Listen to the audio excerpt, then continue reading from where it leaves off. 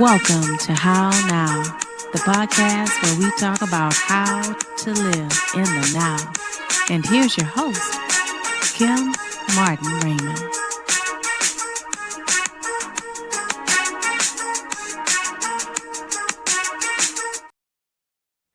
Peace and blessings, love and light, and welcome to this edition of the How Now podcast, where we talk about how to live in the now. I am your host, Kim Martin Raymond, and I'm a minister, spiritual life coach, holistic nutritionist, author, and founder of Redefining You LLC, where I help my clients to realign themselves, mind, body, and spirit. And welcome to the show. So glad that we are here in June, the month of June already. We are 6 months into this new year already.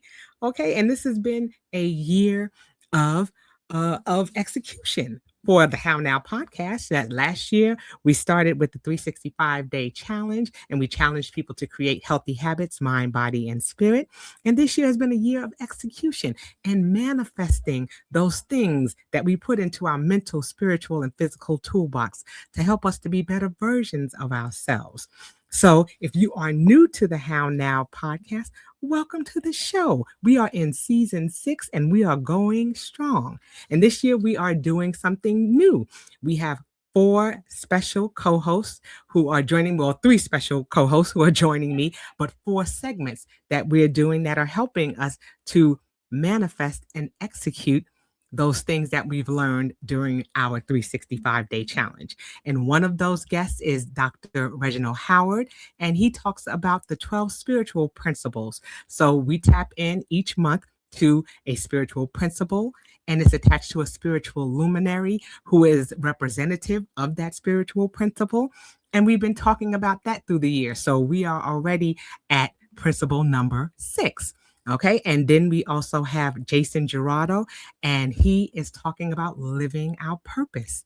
And he has something that is called the bridge technique that helps us to break down that wall and to build that bridge that takes us to the next level in our lives and causes us to really take a deeper dive into ourselves and the things that we want to do to live our purpose.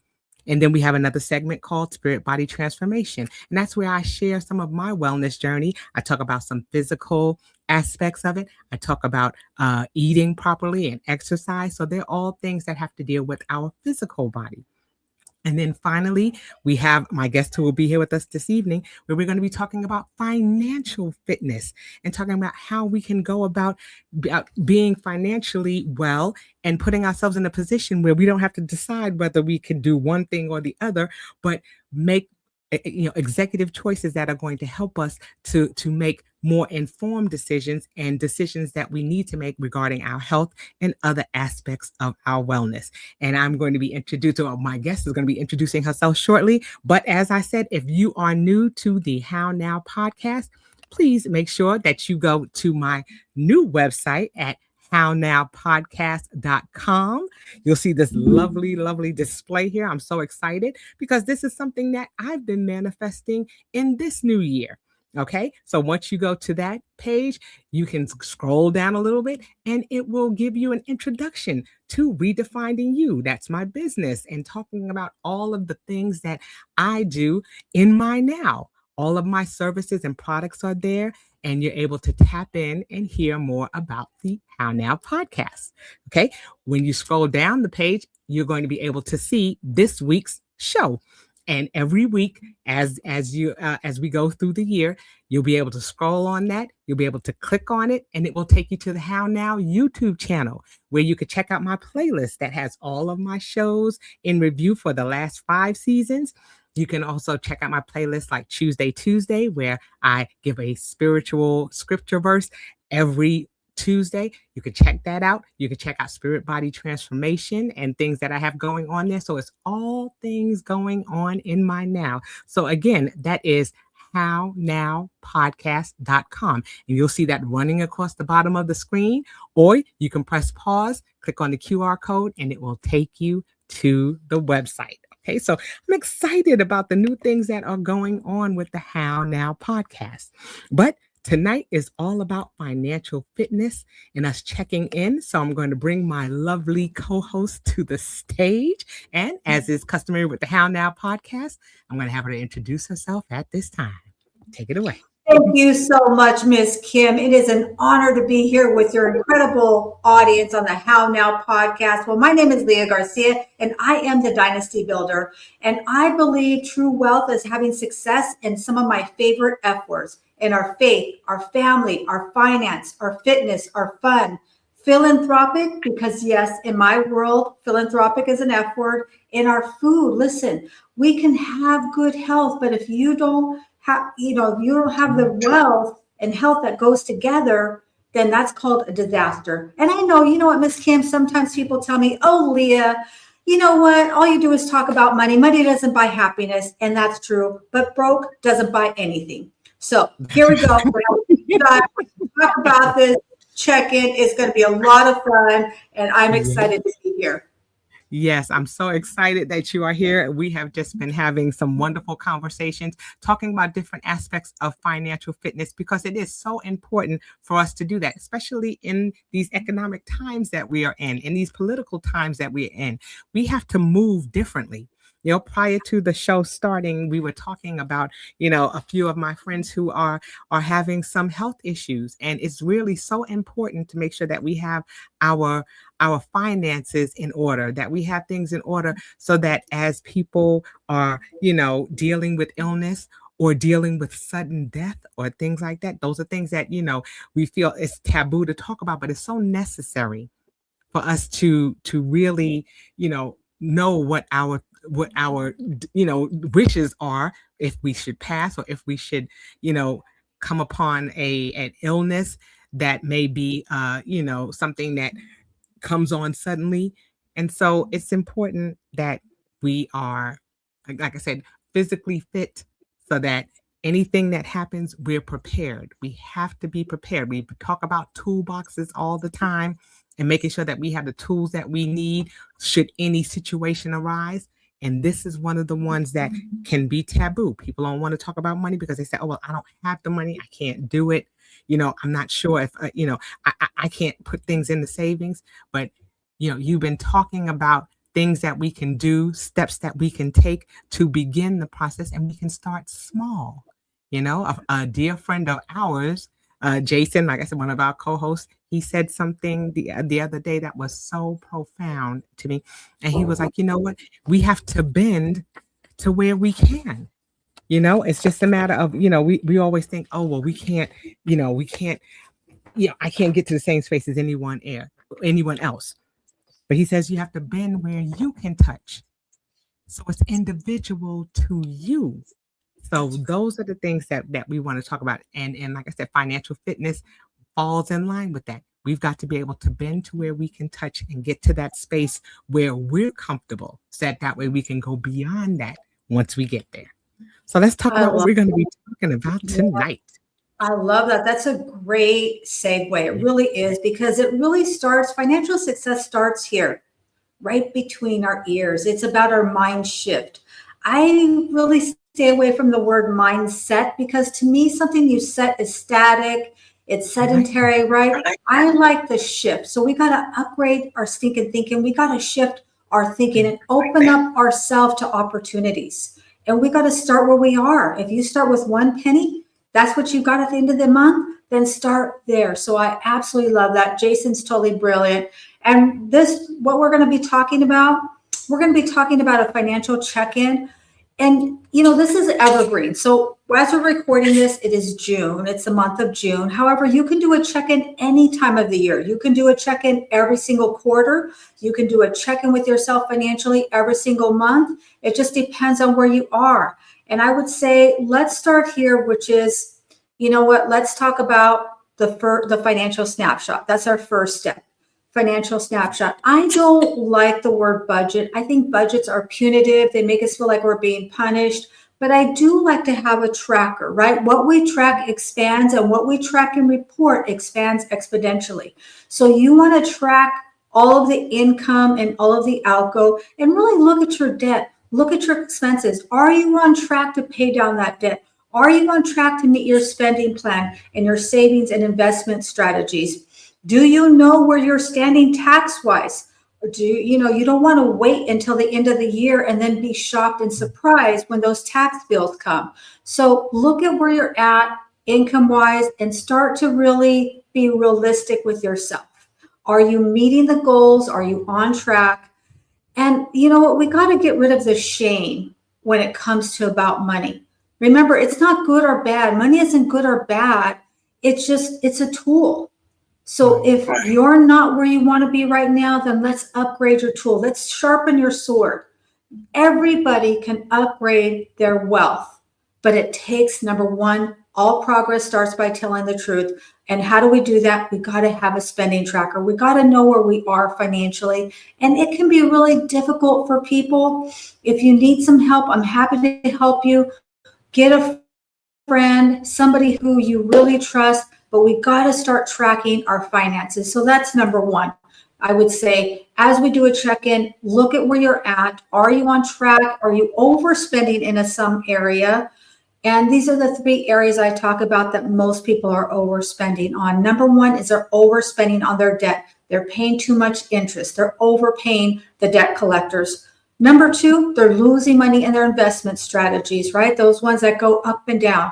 And number 3, they're overpaying. And I say they're giving a bonus to Uncle Sam. So that was kind of a lot. What do you have to say about that? Right. Well, the one thing that I love when you're talking about doing those initial tracking, it is so important, because one thing that I found, especially when I started doing my initial tracking, is that there were so many subscriptions that I had. There are so many things. I mean, you have to start there. If you're seeing what's coming out, then you can say, oh, wait a minute. They're doing this. I realized that I had something that I was paying. I was paying it in duplicate. I was like, why is the same amount for the same company coming out twice every month? And I didn't even notice it. Because sometimes it's those little nominal subscriptions, that little $1.99 here, that little Google $2.99 there, that little, Netflix or whatever, certain things, $9 here, $7 there. Those things add up to several hundreds of dollars. And then sometimes it's those ones that we forget about. Those are the kickers, the ones where you've done a subscription and you say, oh, I'm just going to do this temporarily. And they tell you that it's going to expire on such a date. And then you forget. And the next thing you know, there's $200 coming out of your account. And you're like, where'd that money go? They're not giving it back because they told you. And so, we just tend to, if it's a nominal amount, it's not until it's a large amount that now all of a sudden we start paying attention. But we have to pay attention to those little amounts that grow into larger amounts too. So I love that you talk about taking time to check in. You have to know where you are and where you're spending money that doesn't need to be spent, or things that subscriptions that need to be canceled that are not doing you a service. So those are things that are important. So I love that you talk about those little steps. Those are the things that are important. Like you said, if you have a penny, all right, what are we going to do with that penny to change that penny into a nickel? And is it something that we can let go of? How many, drinks or coffees or breakfasts are we buying, and see how those things are adding up? And can we do something better with that money? There you go. Yeah. Those subscriptions always start with a free 99, right? Oh, yeah. And then it goes to the 200. So put it on your calendar. This is what I do. And because I signed up for a subscription that I really wanted to try out. It was free 99 for a month, but then I put it on my calendar so it shows an alert. Okay, this is going to start charging you now. Decide if you really want it. Decide in advance. So there's little things that we can do, but it takes being intentional and actually investing the time to look towards your money. Nobody's going to do it for you unless you're going to pay like an accountant to really sit there. But most people aren't going to have the resources to really do that. And really, I believe that you should start doing it yourself first so that you really understand. And then, when you get to that point, you can hand it off. But you still got to be there. Like, look what happened to, I don't even remember this boxer's name, but multi-millionaire. But now his fiduciary took him for millions and millions of dollars. So you can never totally be hands off. You've got to be active when it comes to your money and participate in what's happening. Absolutely. Absolutely. And like you said, it's all about awareness. It's all about awareness and like you said, being honest with ourselves. Sometimes you only be honest, you're cheating yourself. And is Yeah. that a smart thing to do? It's not. We don't want to get ourselves in the position of cheating ourselves, but being honest and forthright with ourselves, because how do we get to a place of healing if we're not going to, be cognizant of the things that are going wrong? How are we going to fix it if we don't ever acknowledge it? It's not going to go away. It's only going to build, and then when you're talking about finance, it's only going to build interest. When is procrastination ever a good thing? When it comes to finances, it's like never. The interest piles up. The tax collector's coming. Maybe they're not coming today, but at some point they're going to come up. Don't get it twisted. They're going to have you on their list. They got AI now, right? So you've got to take the time to look towards your money. And even as painful as it is, good, bad, or indifferent, you got to start somewhere. And I promise you, once you start to really track things, and you've experienced it yourself, you're going to see that because you're putting attention to it, what we put our attentions to attracts and expands. And so you're going to, through osmosis, you're going to be shocked and amazed. Things are going to happen to you. Things happen to me all the time. Today I was sitting here at my desk and just minding my own business, and Jamba Juice came knocking on my door and they said, "We've got some free Jamba Juice. Would you love to have one?" I mean, I call that a bonus, right? These bonuses happen all the time. And so I got a wonderful free Jamba Juice. So when we become more aware, we will become more attractive to money. So start where you are. If it is that penny, I am not being facetious. I'm not being degrading at any point. It doesn't matter. If you only have the one penny at the end of your month, then save and invest that one penny with intention, though, right? And that one penny, you'll start to grow, because it's an atrophy muscle in most of us. Yes. I love that. I love that. It is. It is a muscle that we don't exercise enough. And, and you have to prepare. There are so many things that are happening are happening, especially with, politically, and with, we're seeing increases in gas prices and things going up, and they're shooting up suddenly. And we have to be prepared for the unexpected. There you go. You talk about things happening, the hose on my washer disengaged. And so there was water all over the place. I was like, what is happening? You have to be prepared for those little minor incidences that can happen, and be prepared to say, what are you going to do? We have to have a little something squirreled away, and it has to start somewhere. We don't want to wait until we're in crisis before we do something about it. I always say, you can't hear anything in the middle of a storm. If you're standing in the middle of a hurricane, can you hear anything? No, because everything is swirling around and it's making its own noise. And so you can't focus on what's happening. So we don't want to wait till we're in the midst of the storm before we do anything. We want to be proactive and start taking those initial steps before something happens. And that's what tends to happen. We tend to wait until it gets emergent. Then we've got to try to scramble to borrow from Peter to pay Paul, and start looking at things that we have to let go of, so that way we can get this done.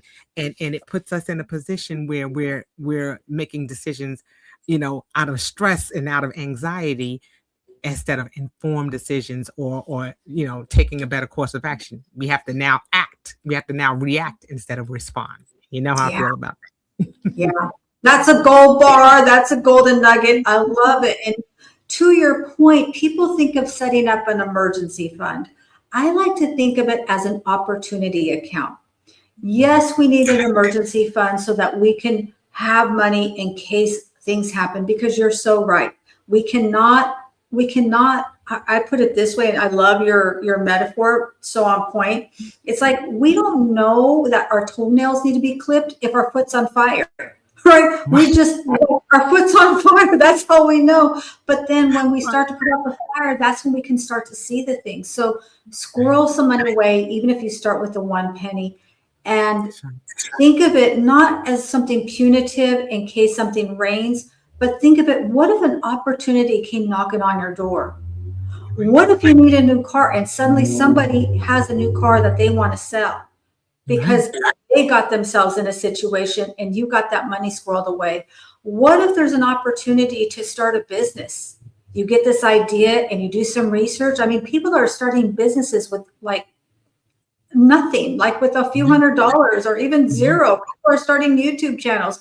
What if you get an idea and you want to start an LLC? You squirreled some money away and now you can do that. So don't think of it only as being punitive in case it rains.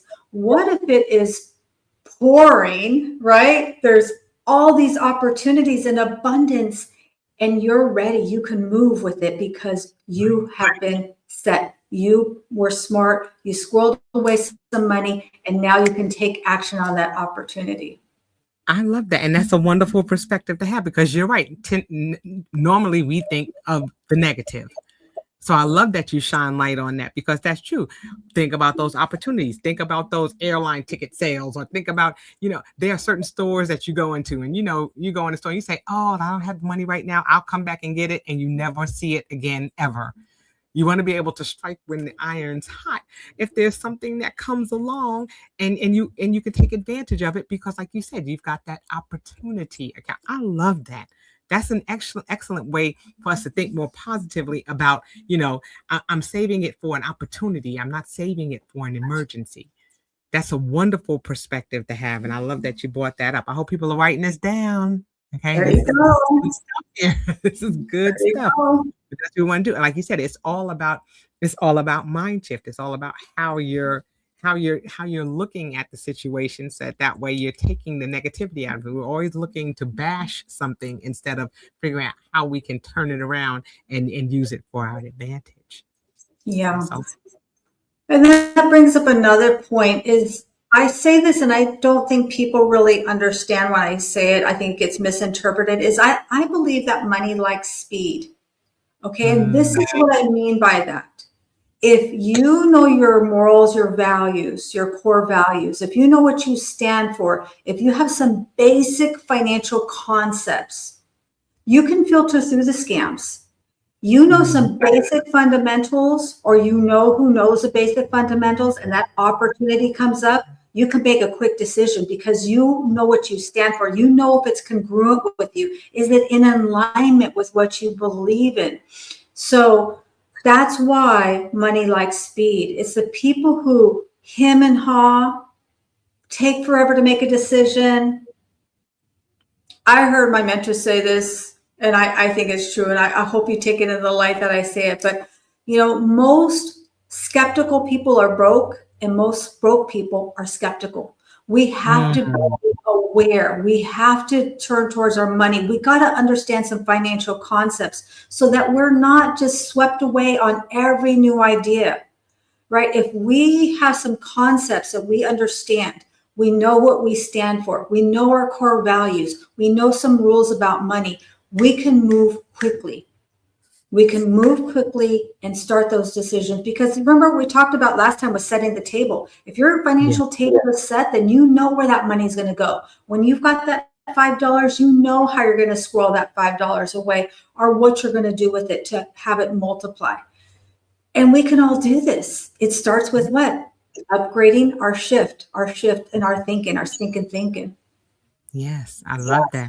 And it makes sense. I mean, and I also think about things that we want. What are some of the techniques for things when there's something that we really, really want?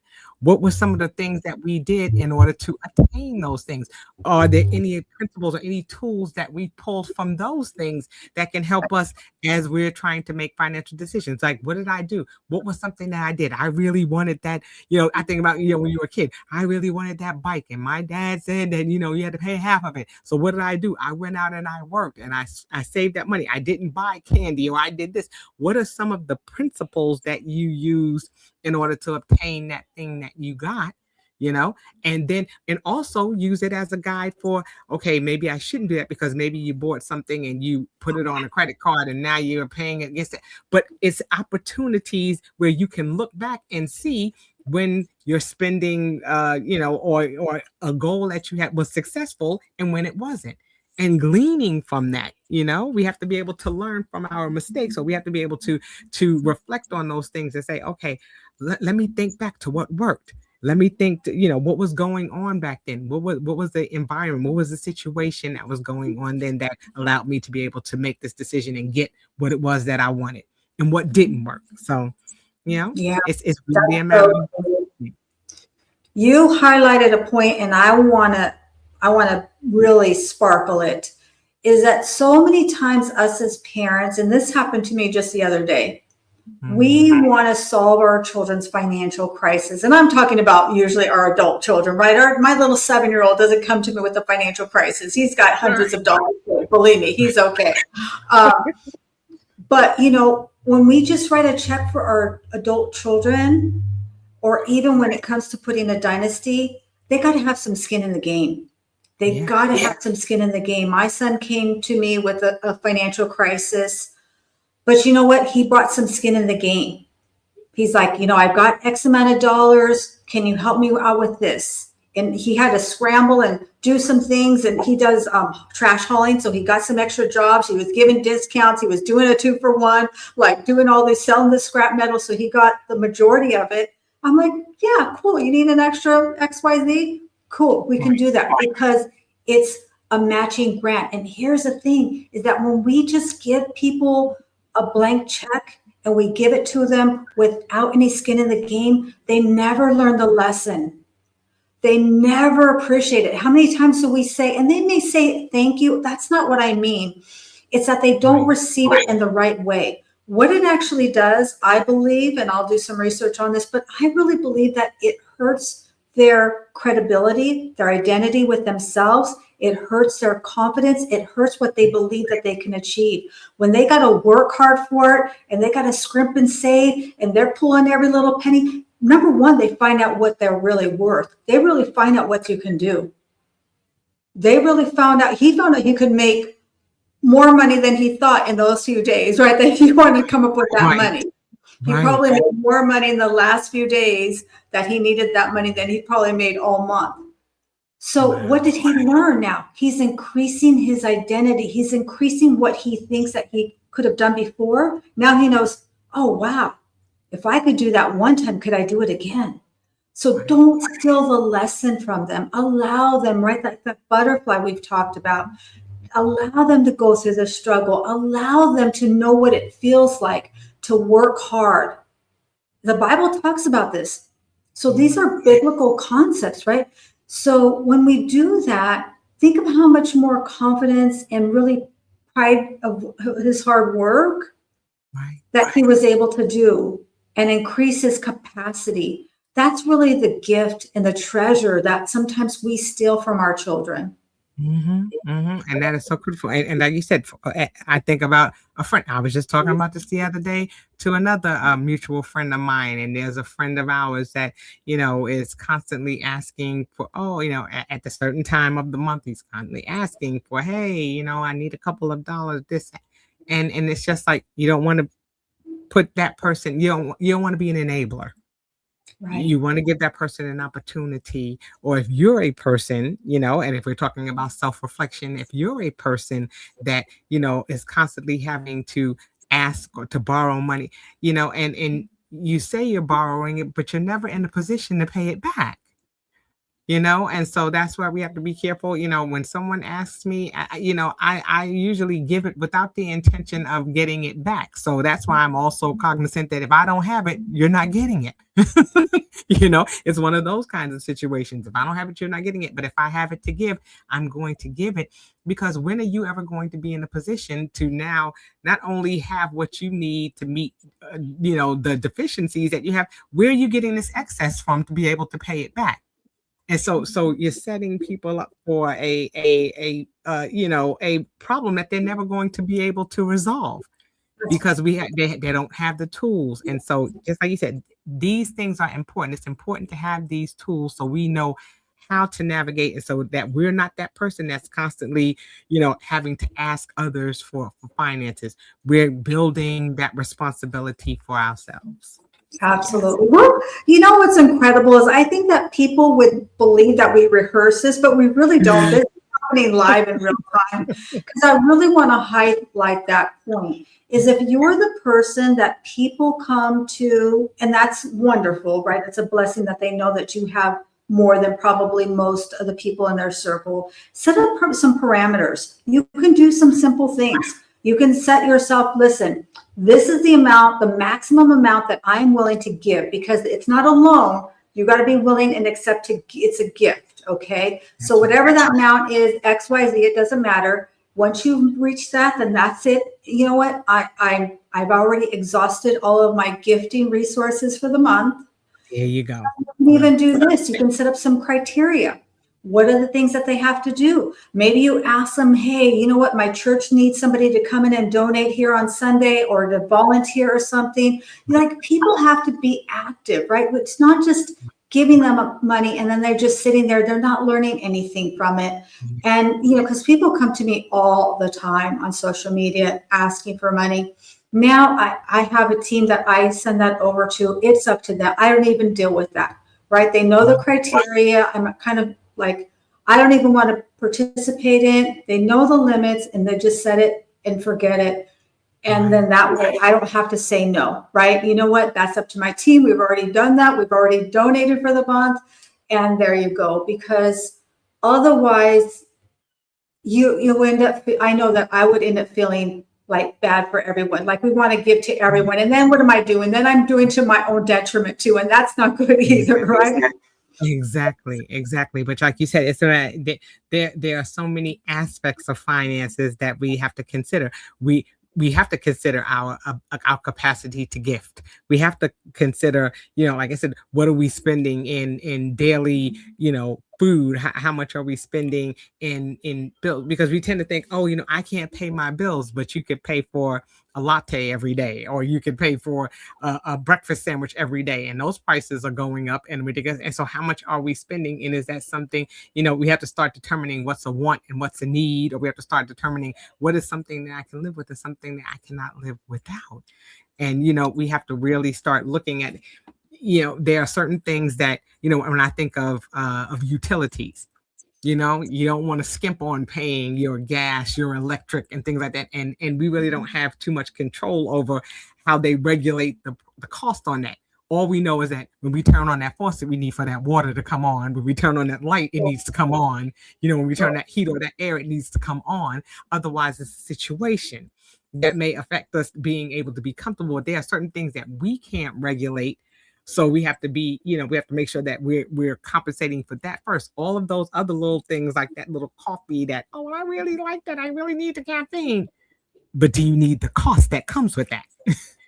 So, it's really sitting down and like you said, taking a good hard look at what it is that you're spending on, and are you making sure that you're covering the essentials? One thing that I always say is, I'm going to pay my bills for my home first. I've been in my home. Next year will be 30 years I've been in this house. And the thing is, I'm sitting here and I'm saying some months I'm like, okay, I paid all of this and now I'm going to sit still so the coins don't fall out my pocket.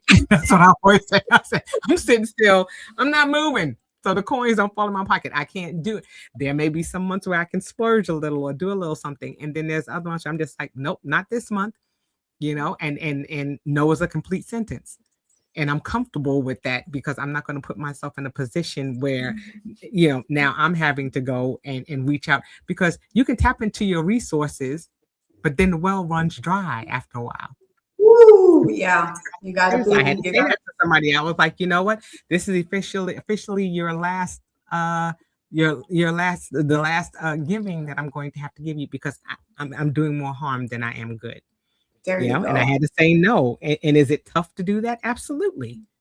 But, at some point we have to do that, so that way we're not putting a nail in the coffin for ourselves, trying to help others. And now we can't help ourselves, and that person, we can't go to that person and get help either. That's right. So, That's right. You can ruin relationships, and you don't want to do that. Yes. Yeah. And I would say, at least once a year. So right now is a really good time to do this. But again, this is evergreen. So it could be something you do every quarter, is review your insurances. Call your brokers, find out if they have any discounts, any deals. Ask one of your kids to do some research for you. If you have grown children, hey, this is my auto insurance, make some phone calls, pay them $5 to do it. Like, they're learning to have those conversations.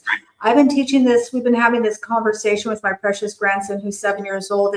I tell him, everything's negotiable. What does that mean, Gam Gams? You can ask for a discount. You can always ask for a reduction. You can always say, hey, if I pay you cash, well, do I get a discount? Do you have a rebate? Do you have any coupons?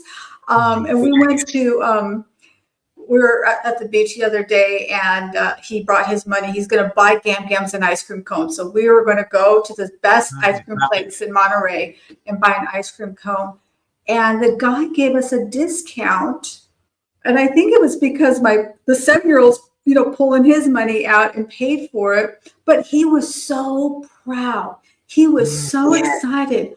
We got a $6 discount on our ice cream cone. Like, he just thought that was the coolest thing. So we can play these little games with our children and think of the lessons that they're learning. But then we can also do it with ourselves.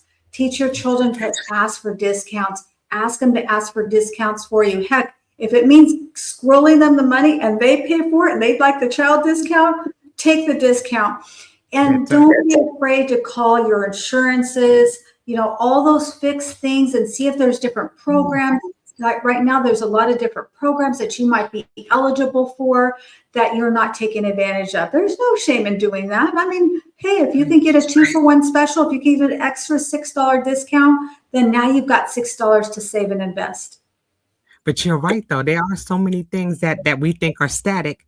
And it's not until, like you said, until you ask the question. They're not going to volunteer to give you a discount because they're trying to meet their quotas and what have you. So you do have to ask the question. You are so right about that. I think about that when I think about my cell phone. It's not until you go to buy a new phone and then all of a sudden they're putting the plan on there. They say, oh, well, you've been paying this. Well, you can get a discount. And you're just like, well, why didn't you tell me that before? But now you got the money for a new phone. And so now, so you get your money tenfold. And I didn't even know to ask. So periodically we do have to do that. We have to call some of the places and say, hey, are y'all doing any specials? Are you doing anything new? I've been, unfortunately the loyalty doesn't always work. I've been with you for years. They tend to make all of the discounts and things for new people to get those new customers in, and the old ones fall by the wayside. But sometimes you can ask those questions. Hey, is there a discount? Oh, have y'all changed the plan? They've changed the plan, but you get so many emails and so many things that come. So you're inundated with all this information. So you just begin deleting them and you don't really stop and read them and realize that, hey, they put in that fine print that you can get a little discount here. Or if you're a person who is an educator, or if you're a person who does this or that, you can get all of these things, and we pass them by because they know exactly in marketing how to place those things and put it in the little fine print and say, well, no, we told you that you could get a discount, but it was only in 8 font, so you couldn't see it. So they get us, and it's really, like you said, stepping up our awareness. We don't like to use coupons. Some people, it's taboo to use coupons. Some people, those people who use those coupons, they're saving big money. And some of us just won't take the time to clip the coupons. And you know what? I don't clip the coupons. I got to tell you, I just don't. But I will ask for a discount. Anytime I go through something, hey, you got a special? Do you have something going on? And you'd be surprised on how many times, or this will happen.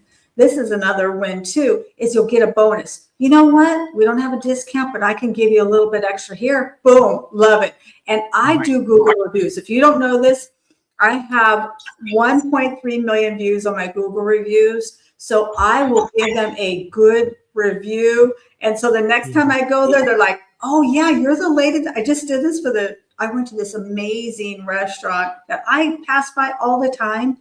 And it looks like nothing on the outside, but I was in the area. I was hungry. I'm like, let me just try this out. It was the most amazing meal, decadent, fresh, amazing. It was so much that I had it for lunch today, and I did an amazing shout out on them. I gave them a nice tip, but guess what?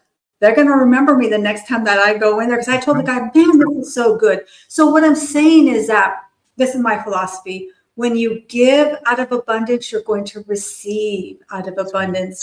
People are very generous to me, and I just think I'm so blessed to be around so many generous, giving people.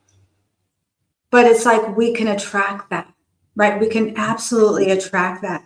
And when you start to make it a little bit of a game, instead of it's always so heavy and stressful and you're feeling so twisted up about money, it's very hard to do these things. But if you can just try to make it a little bit of a game, then you're going to start to get some momentum. And momentum is magic. And that's when you're going to start to see that money does, the universe does, God does like to. Those are people that make those quick decisions. They're the ones that win long term. Right. And just like you said, and we have to make those decisions from a place of being informed. And just like you said, this is an information age. We can go and look up and research anything. And so we have to begin to educate ourselves and become familiar with the terminology and things that are going on. So like you said, so we know how to ask the questions. It's not that they don't answer the questions. It's just that we don't know what questions to ask. They may have the answers, but sometimes we don't know. Like you said, insurances and things like that. We want to make sure that we're keeping up with those things, that if we're making any changes, just like you're talking about checking in, just like we have our physicals and things that we do annually, check your insurance. Make sure that things haven't changed in your policy. Make sure that you've updated the information. Have you changed jobs and forgot that you can move things over and you've left money sitting on the table because you didn't remember? Okay. Guilty as charged. So, you know what I'm saying? You forget about things. You've moved on and you're doing things and you're leaving money on the table. So it's important to go and make sure that you're doing things. You're no longer with this particular person, or you've changed, beneficiaries. Have you changed that information? You changed it on your current job, but have you changed it on your insurance? So it's going back and checking over your policies, because when they give us that big stack or that big book of your policies, what do? You put it in your file cabinet, and you don't think anything about it until something happens. And then you go back and realize that all the information is outdated. You got phone numbers or address. You've moved 3 times since then. Are you updating all of your information? So when you talk about a check-in, it's a check-in of all of the things that you have existing and new, so that you're prepared. So yeah. Absolutely. And I love that you highlighted the beneficiaries. This is probably one of the biggest blind spots I see from people. They've changed jobs. They've changed partners. They've changed their last name, and suddenly that beneficiary is not the one you want your money to be going to. So update that. Make sure your name is spelled correctly. Driver's license, passport, insurance policies, like that all matches. They have the correct account information, the correct address, and all of those kinds of things. So that's a really big one. And I have a bonus on that. I'm going to see you and I'm going to upgrade it, right? I'm going to see your bet and I'm going to double down here. Go to My Biz in a Box and you can find missing money. There's a free link on My Biz in a Box. You can go to missingmoney.com and you can see if you are owed some money. Sometimes it's from a bill that you overpaid. Sometimes it's for, I've seen people that had small inheritances, a few $1,000s. There's all kinds of things that if that money is not claimed, it goes to missing money. And I check that. I check it at least once a year. I just found like another $70. So you never know where the money can come from. Check your relatives that have passed away, because it's very, very simple. You can go there. They're not going to ask for any sensitive information. You can just look and see if your person is there. So if you've had a family member that's passed away, you can look to see if they're owed extra money, and then you'll have to go through the process to be able to claim it. But I mean, just imagine if you had some missing money that's an extra $50, $100, maybe it's $1,000 or more. Wouldn't you be dazzled and amazed to find this missing money that was there waiting for you?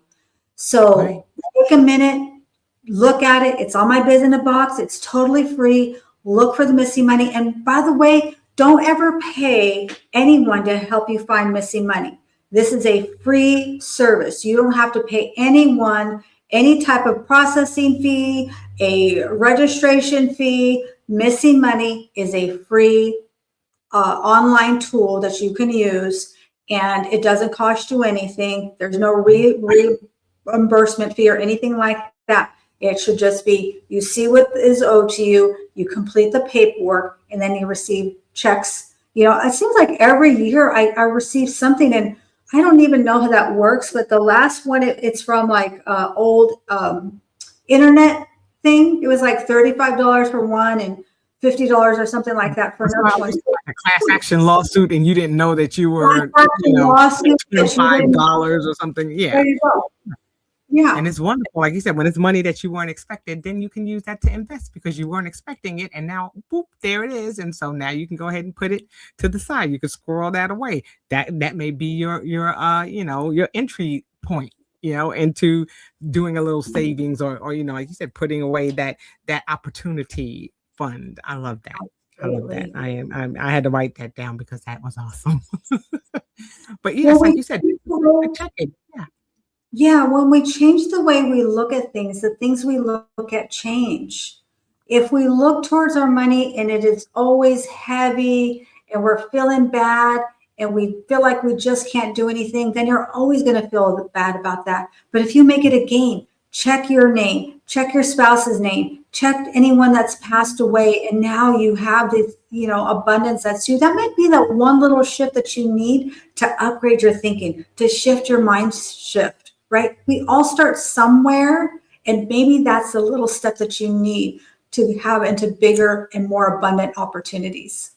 I love that. And so like you said, it's that check-in. So we were talking about that little financial snapshot, making sure that we're doing that financial tracker and checking all of those things. Like you said, looking for missing money and opportunities that may be out there that we didn't know were there, checking our insurances and making sure we're updating those things as well. Are there any other things, that we should be looking for as we're doing this little check-in?